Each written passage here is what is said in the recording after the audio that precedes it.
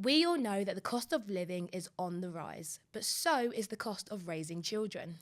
Now, I don't have any children myself, but I have heard through the grapevine that raising children can be pretty expensive. But just how much does it cost parents to raise children in the UK?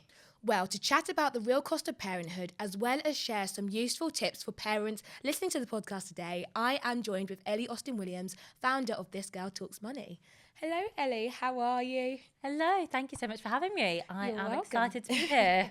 Welcome back on the podcast. I mean, you've been on the podcast, what, maybe a year or two ago? Yeah, a while ago. Yeah. How does it feel to be in the studio this time round? It's very exciting. It's very glam, but it's exciting to see where it's come to already as well. This is where all the magic is created. Amazing. So very excited for you to be with me today. And obviously, I know you very well, but for those listening who have never heard of Ellie Austin-Williams, please introduce yourself to everyone listening. I'm Ellie. I'm the founder of This Girl Talks Money, which is an online community and platform all about money. And I am also the author of Money Talks, a lifestyle guide to financial well-being, which came out in January this year.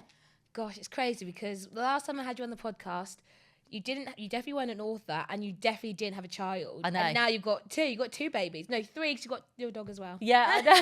It has been a very busy year or so, I guess 18 months now. Yeah. But yeah, it's been wild. And yeah, having a book and a baby at once, chaotic. But it's been a whole journey and there's a lot that I've learned. Yeah, no, I can imagine. We're going to delve into all of that today. But before we do, what actually made you create or start This Girl Talks Money?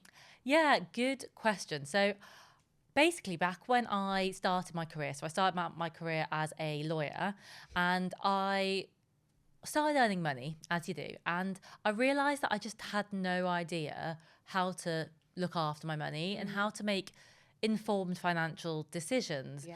And I looked online, I spoke to people, there just wasn't anything that felt like it was accessible. Everything felt like it was really kind of black and white, or spend nothing, like save everything. And I just didn't want that. Yeah. So I kind of found myself learning, teaching myself, and then thought, I can't be the only one that is thinking this. So started writing a blog, posting a little bit on Instagram about it. And yeah, a few years later, here we are. And it's your full-time job, right? It is, yeah, it is. I mean, it's not just what people see, the full-time job. A lot of the work that I do is offline. I do a lot of work behind the scenes, and I do a lot of corporate work as well, but all within the financial well-being space. Yeah, and obviously that's how we became friends. Yeah. And I guess for my listeners to kind of get to know you a little bit better on today's podcast, before we chat about the cost of parenthood, I have a couple of questions for you, right? Yeah. Just to warm you up. Okay. So one of my questions I have for you is, what's the most unexpected thing you've ever splurged your money on? Oh, that is such a good question. Okay, I'm gonna have to think about this one. When you say unexpected, like what kind of? Anything.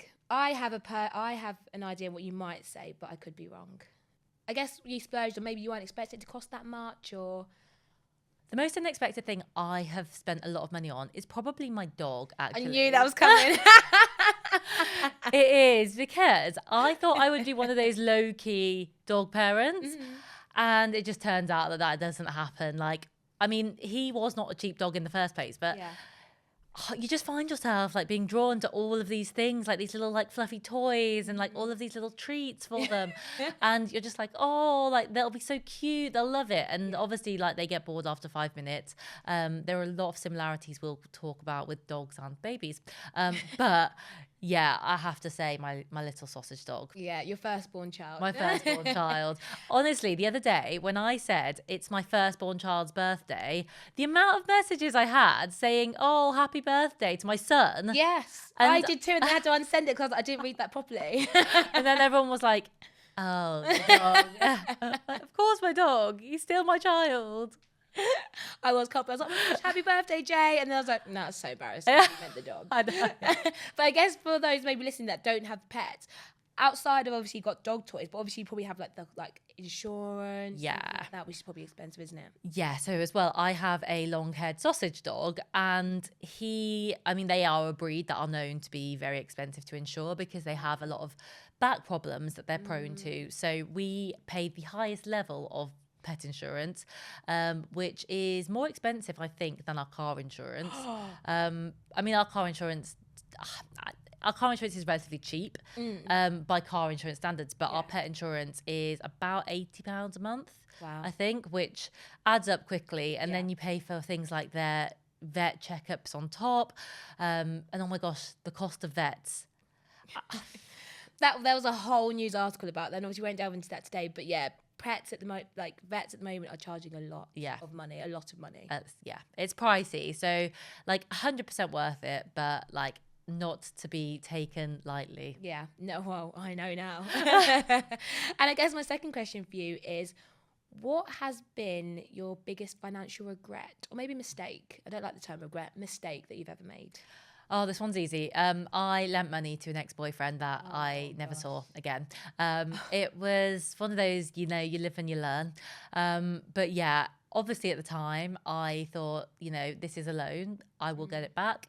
But when things went downhill and it was just a case of like, do you stay in touch and try to get it back, or do you just cut your losses, cut ties? And that was the best decision at the time. And thankfully I could take that hit. But yeah, I mean, it's not to say that I wouldn't lend money to a partner again, but I would just be a lot more clear, sensible about repayment terms, less emotional about it. But I was like 23, 24. And we all live and learn, don't we? We do. And that's the thing, it's about being honest about our mistakes and learning from them, most importantly. Yeah, exactly. So obviously, like I mentioned, you are now a parent since the last time you came onto the podcast. Did you know you always wanted to be a parent? I was never one of those people that was sure I wanted to have children. And I think that people are quite surprised when people say that. Yeah, especially when it comes from a woman. Yeah, exactly. And I think also, especially when you have children, people almost expect you to say like, oh yeah, I always knew I wanted them. Yeah. I always thought that maybe it would be somewhere in my future. And I guess ultimately I got to a point where I really realized that there would never be a right time. Admittedly, like I am quite young, especially in London. It's very noticeable that I am quite young as a parent. At 31, I had my son. Which is wild though, because people at 31 start thinking they're too old to have children. I know, it's crazy. And I noticed that I am relatively young, and my husband particularly notices that he's a young dad in London. But I thought I always wanted, if I was going to have children, I always wanted to be a relatively like young parent, which again I'm not by national standards, but my mum had me when she was 26, and I always thought, growing up as you do, oh, like that's the kind of age I'd like to have children. Got to 26, absolutely no chance that that's ever going to happen. Exactly. It's wild though, isn't it? Like my mum literally at your age had me.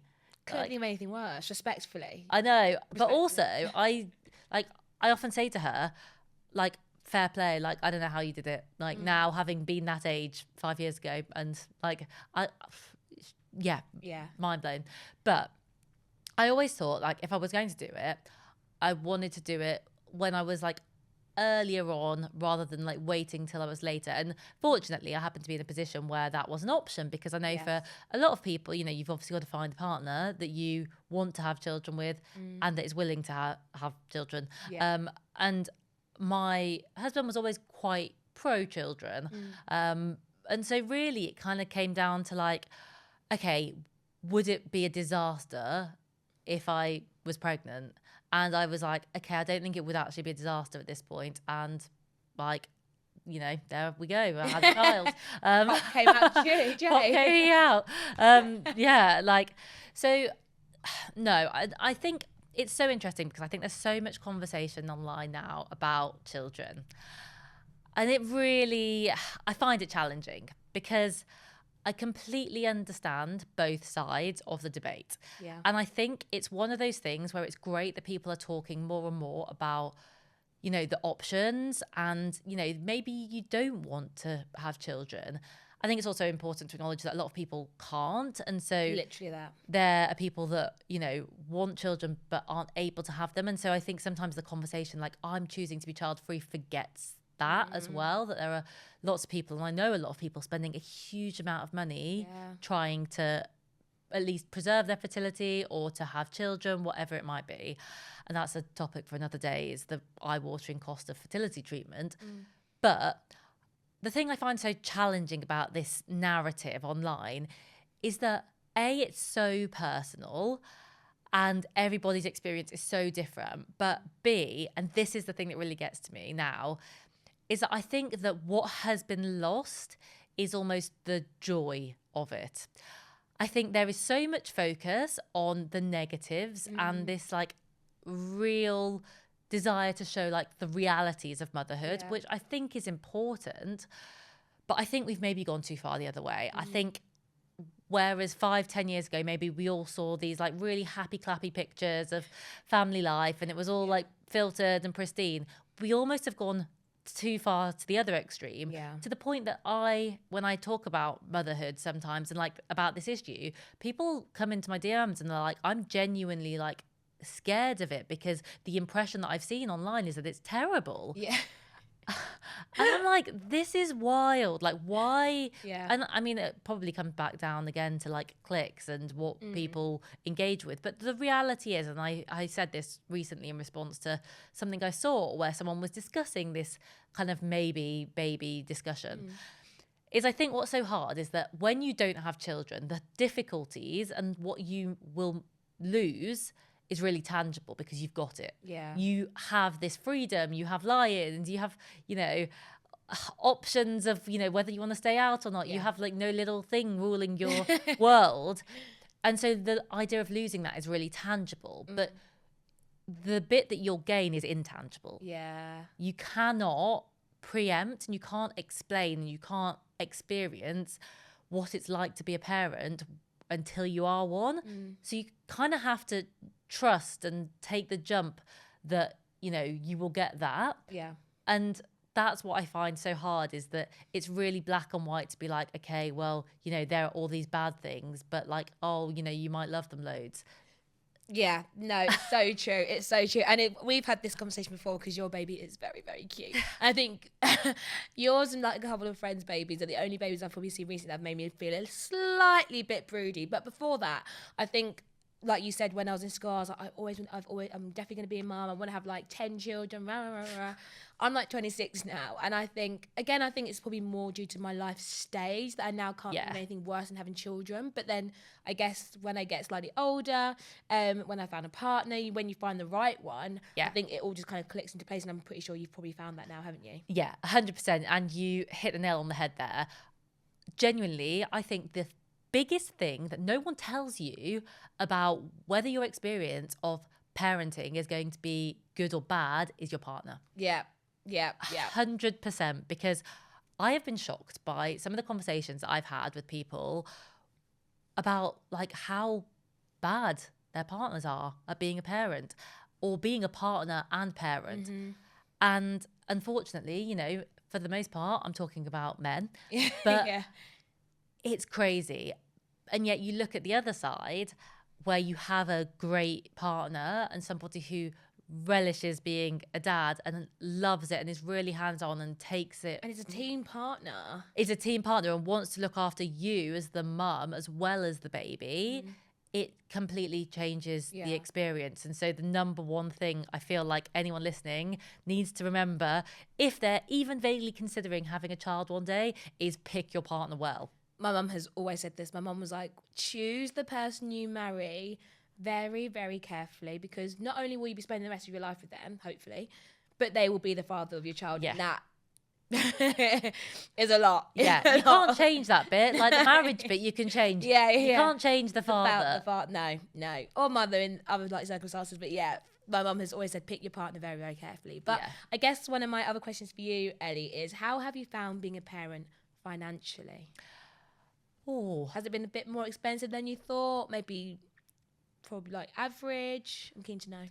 I think the cost of having a baby is really interesting because I think in some respects it's a lot cheaper than people expect. I think the cost of children comes slightly later. And we can get onto that. But having a baby is not actually that expensive, especially in 2024, because for one, we have resale platforms. We have networks, which mean that clothing a baby is really not that expensive. And babies, one thing, you know, everyone knows about babies is they grow very quickly and they poo and sick everywhere.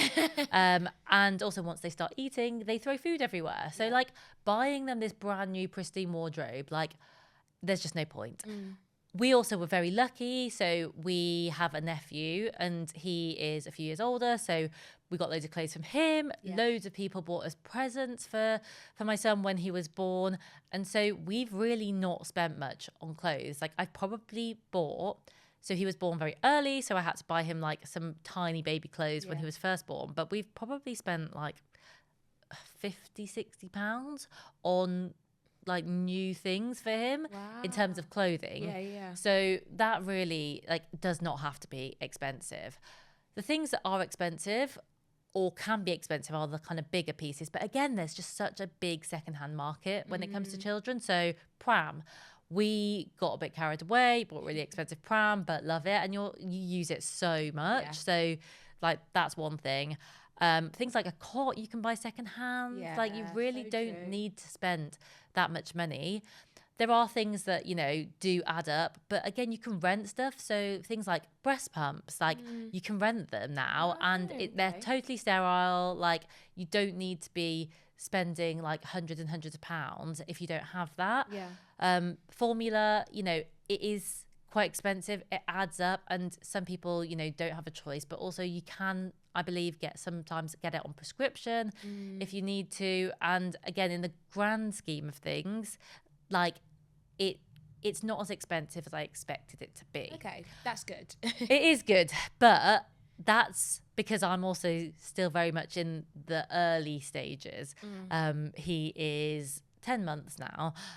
We have not yet got to the point where childcare comes into play. That's the big one, isn't it? And that is the big one. And I do think there's a big caveat, which is because I work for myself, I have the flexibility of not having to, or being able to choose whether to put him into childcare or to what degree I want to. Of course, there's like an opportunity cost because I can't work when I'm looking after him, but it does make it a bit more manageable. Whereas I've got a lot of friends who are going back to work 4 or 5 days a week. Nursery is around the corner and the cost is insane. I've heard a lot about the cost of nursery fees. I feel like people say like it's literally a second mortgage. Some people, they're like, it doesn't even make sense for one parent to go back to work because it's cost so much. But I love what you mentioned about the second-hand market, because I feel like a lot of people naturally, if you're about to have your first child, you get very excited, you want to buy everything brand new, you forget that Vinted and eBay exists. But I think it's about being wise about actually, you know, I could check out these, like, you know, buying things second-hand. Honestly, it's so good. Like Vinted is my go-to when it comes to baby clothes. So we are just at the point now where he's got to the age where we've started to have to buy him a couple of bits and pieces because he's grown out of everything. And also the weather has meant we've needed to get a few different things. And like you can get bundles of like perfect condition clothes for like, you know, £10. I got him like 6 little sets of dungarees in brilliant condition For £10? For £10, like, and you know that is him sorted for summer holidays. I could just picture him wearing that. I'll show you the pictures after. So cute. But yeah, like there is so much stuff on there, and loads of people have packaged up bundles. So yeah, you can get everything that you need for each like age and stage for like £10-20. Yeah, okay, noted for future self. And then I guess obviously, you know, we talk about newborn stage, we've got toddler stage, we've got obviously childcare costs within that before they all go to primary school. So what is the average cost of childcare in the UK? Well, the average cost of raising a child from 0 to 18, according to the Times in 2024, is just over £200,000. Ooh. Yeah. Okay. It's a lot of money. And the majority of that comes from that childcare, because it's not only the childcare that you need from those early years, which, you know, depending on where you are in the country, you can be looking at well over £2,000 a month, just, you know, for your basic nursery fees. But once your child goes to school, if you are working full time, you need like wraparound childcare. Also, school holidays and annual leave don't match up. So there are more days of school holidays. So you're going to have to pay for clubs or for some sort of summer camp.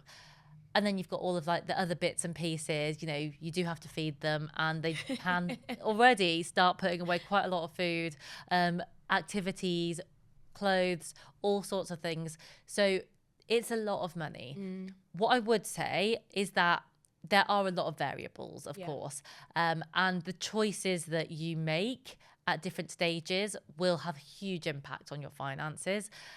Like you mentioned, a lot of people find themselves, not just because of the cost of childcare, but also because they potentially want to, working more flexibly, working part-time in the earlier years.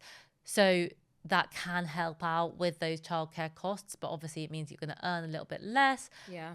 It really does depend on every family, and like looking at their circumstances to figure out what you want to do, but also what makes most sense financially. Yeah. And they aren't always going to line up, but hopefully sometimes you can work out how to tick all the boxes to a degree. Yeah. No, I agree. And I guess, like you said, it is dependent on the stage.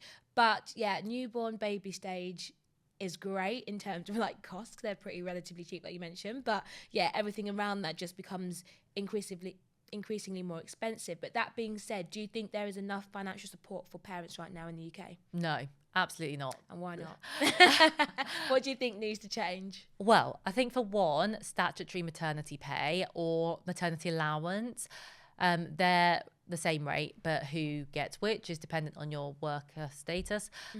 It's not enough. It works out below minimum wage. Wow. Statutory maternity pay in the UK is £183 per week.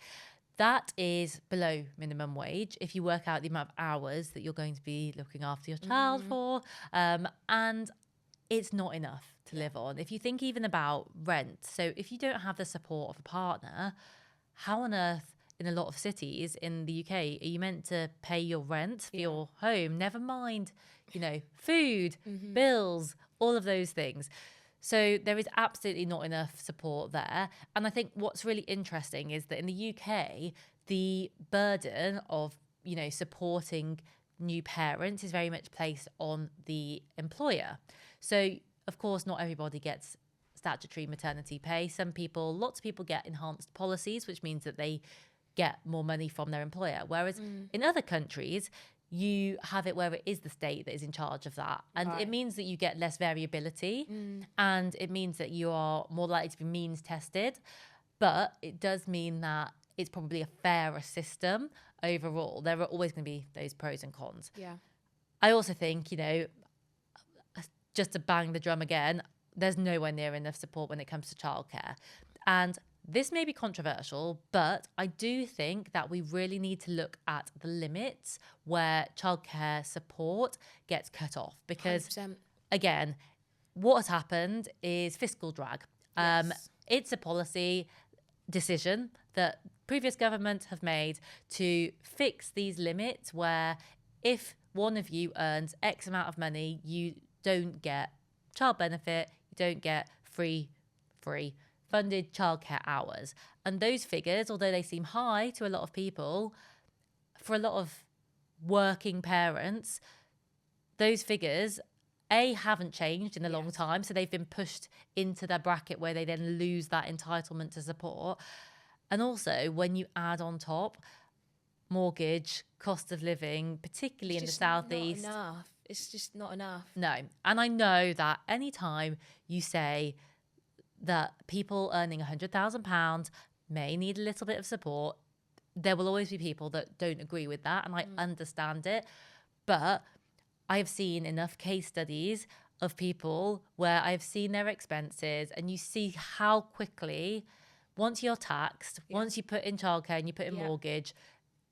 And some families have more than one baby. I think people assume 100K is on a couple that don't have any children. When you have one child, then you have two, you might have three, and these parents are working full time. I think we're living in an era where these parents are working full time. They're working hard for their money, yet it's not enough to live an average standard of life. Yeah. Average standard of life. Yeah, absolutely. And I think what's difficult is that for a lot of us, we grew up in an era where, you know, you could earn six figures and have a really good standard of living.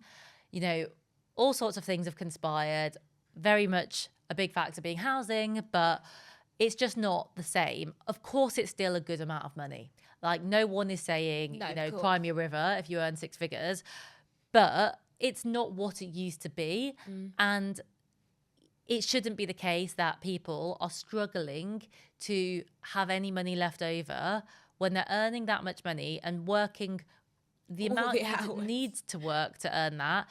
Again, caveat, just because you work really hard doesn't mean that you earn lots of money. Yeah. But it just shouldn't be like that. Yeah. You know, there are also loads of other people that deserve to earn a lot more than they do. But the people that are earning a lot of money, it just is mad to me that they still don't have enough to have any disposable income. Yeah, yeah. And look, we, like I say on the podcast all the time, we work so hard for our money.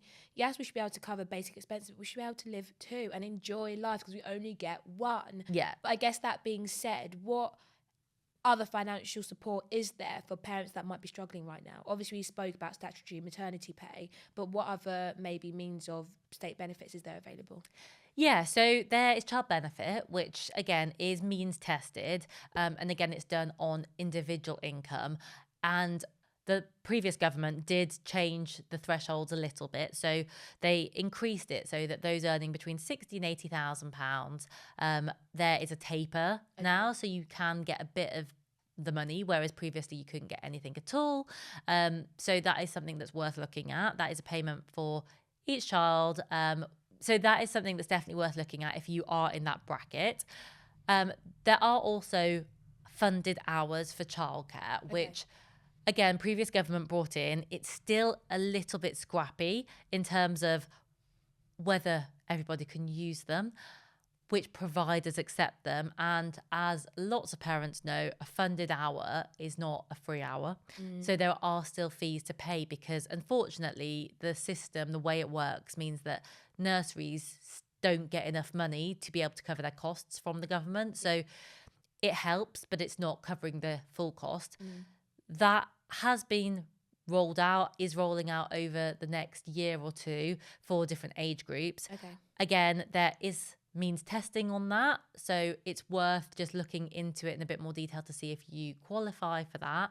But it can be a help, and I think anything that helps with those costs of childcare is important. Yeah, 100%, I agree. And I guess to add to the child benefit, I believe there is child tax credit, and there's also working tax credit. Again, if any of you guys are struggling financially, please look at the government website to kind of look at the different state benefits available to you. And I guess there's also universal credit as well, which goes without saying if you are earning below a certain amount of money. So yeah, I think that's really important that we highlight that for those listening on the podcast as well. Yeah, absolutely. And there are just a couple of other things. So, for example, dental care and prescriptions, you get them free for a year after having a child. So it is worth keeping in mind, because I know a lot of people think like, oh, I'll put off the dentist because it's expensive again. So you do get that, and make sure, that you get your MAP B1 form when you're pregnant, because that gives you the entitlement to those free healthcare options. Brilliant. I'm taking note for my future self. Definitely future, but I'm taking note. And I guess, like I mentioned, obviously, we are in this cost of living crisis. Whether or not it's actually a crisis anymore, I don't think so. It just is. It's just, we're just living during expensive times at the moment. So I guess for those that have children right now and are financially struggling at the moment, what tips could you give them to kind of help them financially? We've already talked about one, but make the most of borrowing, renting, secondhand shopping. Kids don't care is the reality. True. Kids don't know, they don't care, and especially when they're little, they get through things so quickly. Don't stress yourself out buying new toys every other week. Like, get on Vinted, get on eBay, go to your local library, like meet mums. Get out there. There are lots of places in communities like church halls where you get coffee mornings, which are often free to attend, or like £1 or £2. You can meet and connect with other mums in a similar stage, and you can also share. You can share ideas, you can share clothes. We have had so many things lent to us or handed down to us from mums that we've met as we've gone along our, first few months, bleary-eyed, turning up, being like, give me a coffee, like, help. depending on where you live as well, there are loads of free activities. We're lucky to be in London, and we still have children's centres, which are amazing because they are council run and not everywhere has them, unfortunately. But we have free classes, so music classes, which we love going to. And libraries are a brilliant one as well. Local libraries often have free story time that you can go to, and just gives you something to do. So don't think that you have to get out and spend loads of money, because some of the classes for babies are really expensive and it can add up. And you also can never guarantee what mood they're going to be in. So don't stress out about that. If you've got slightly older children, you're thinking about food, which is the stage we're at, then the best piece of advice that I was given was, as soon as possible, so, you know, you have to take it slowly, but once you can, start feeding the child what you eat as well. So you don't have to be making them completely separate things. You don't have to be doing a whole separate shopping list for your child. You know, my son is 10 months old and he pretty much has the same as we have, just mashed up and without salt. So, you know, like, and he loves it. Like, he, half the time it gets smeared everywhere anyway. So food at this stage is really about like learning, and it's going to be like that for a while. Like, they don't reliably sit down and eat their food. So just getting into the habit of just cooking up a little bit of a bigger portion, it's going to save you a lot of money. Because again, if you're trying to feed them like the rainbow, of course you want them to be healthy, but it's also got to be practical. And we have a limited amount of time. You know, I do not have enough hours in the day as it is. I do not have time to be cooking gourmet, bespoke meals for him, as well as trying to keep myself alive. So I think thinking about that as well.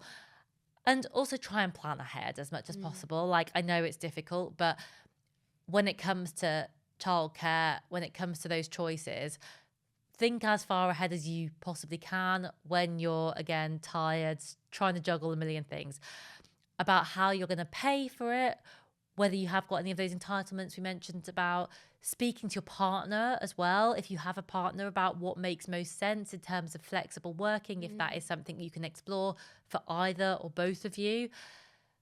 And starting to save if you can, just to set aside that little bit of money so that you have got something in the bank ready to help out when the time comes to pay. Great tips there. And I guess to kind of echo what you said, I definitely think reaching out for help and support when you need it rather than when it's too late, because I feel like a lot of people sometimes try to save face and don't want to admit when they need help. And I think especially during the newborn stage of having a child, when, you know, you're literally in a whole new realm of life, it can be really overwhelming. So I think it's about, you know, asking for help, whether that's from your partner, parents, grandparents, the state. There's charity hotlines as well, which, you know, we've talked about in previous episodes about, you know, where you can seek help if you need just guidance and advice, because it can be really hard being a new mother or father. Oh my gosh. Yeah, absolutely. And I think, you know, I'm glad you said or father there, because I think for both parents, if both are involved, it is a huge shock to the system. Like, I've heard. You cannot prepare for it. And like I said, I don't want to add to that, you know, doom and gloom, because I genuinely think like having a child is the best thing. Like, having your own little human. I still look at him, like I said, he's 10 months.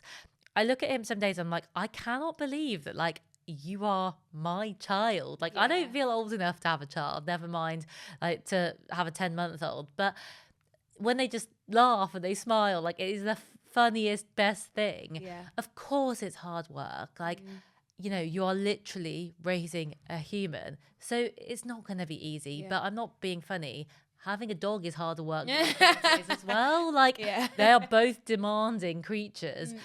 And sometimes we get to the end of the day, like, we sit on the sofa and we're like, oh my gosh, that was intense. But, you know, you get up and you do it again because the reward is amazing. Like, the biggest thing, like you say, though, that I will keep on banging on about is that community. And unfortunately, for a lot of us, like, our families aren't as close geographically as in some communities or in some cultures or just in some families. Like, we don't have them around the corner, but you need people that you can speak to. You need people that you can text about having a rough day or like, and who relate to you, because Yeah. if I had a child now, not one of my friends would understand what's going on. no, exactly. But you find them, and there are groups that you can join. You don't have to pay for them either. Again, there are all these things like NCT, which you do pay for, but there are things like apps like Peanut, which is basically like Tinder for mums. And I joined it when I was pregnant, and I met a couple of mums locally who were having babies at a similar time, or were meant to be having babies at a similar time, and met up with them, and they have become really good friends. Like, you just need a couple of people who get it, and that makes so much difference, like when you're in the trenches of it, because there are always going to be those times when you're in the trenches, but also when things that are exciting happen and like things that are funny happen, like things that you never thought you would find funny or enjoyable suddenly become that when you have a child as well. So for all of the things that you don't have, you get all of these other different things. Like, it's just a roller coaster ride. It really is. And anyone that is in it or that is going to go through it, just strap on, hold on tight, like find those people, and you will laugh, you will cry, but like you will get through each day and you'll be like, oh my gosh, like we did that. Yeah. And I love that. I think it's really important that we end on a high, because I went for lunch recently with one of my really good friends. She recently had twin boys. Oh my gosh. And she's still smiling. She's like, oh, it's the best thing I've ever done. She's like you. She said it's hard work, but gosh, like she does not regret. Well, you can't regret without twins, but she's like, I would not change a single thing about being a mum. If you do have the privilege of having the opportunity to be a parent, then I think it's something we should relish in, because obviously not everyone is fortunate enough to do so. And I guess to round up today's podcast episode, if you had to give one final tip, financial, non-financial, to new parents, aspiring parents, what would it be? Teamwork. 100%.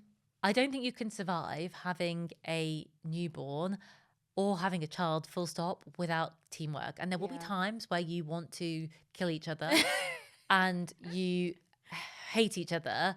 But ultimately, remember that you are on the same team, and you have to view it as a team project, which it literally is.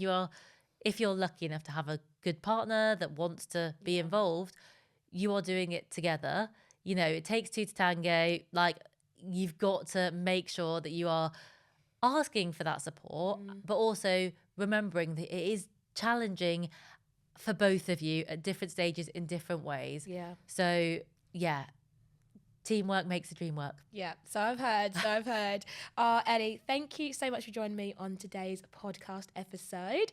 I need to start saving now, but at least I'm aware of it, and hopefully you guys listening or watching are aware of it too. But everything you shared has been really insightful, especially the additional benefits that people can seek. Obviously, we've chatted about the great content you share online. So if anyone wanted to check you out, also just get nosy about, your dog, baby Jay, where can they go to find you? Yeah, absolutely. So I am This Girl Talks Money on Instagram, and I am also thisgirltalksmoney.com. Or you can get my book if you want to read my book, Money Talks, on Amazon, bookstores, wherever you shop for your books. Amazing. Well, thank you so much again, Ellie. Thank you for having me.